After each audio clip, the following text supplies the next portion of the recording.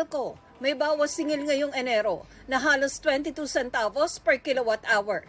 Dahil yan sa pagbaba ng generation charge o singil ng mga power producer. Inaasahang nasa 44 pesos ang matitipid sa bill ng mga kumukonsumo ng hanggang 200 kilowatt hour sa isang buwan.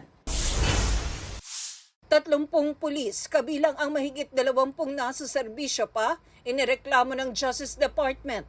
Nagsabuatan umano sila sa kunwaring bypass sa Tondo, Maynila noong October 8, 2022 at kunwaring pag-aresto kinabukasan kay Police Master Sergeant Rodolfo Mayo ng PNP Drug Enforcement Group.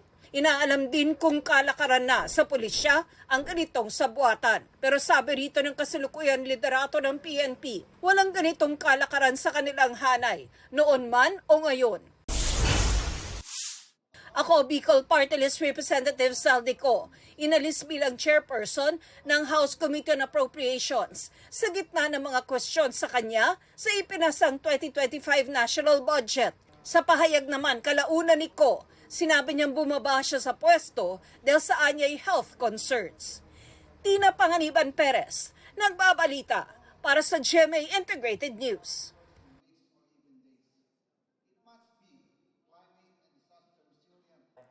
Huwag magpahuli sa mga balitang dapat niyong malaman.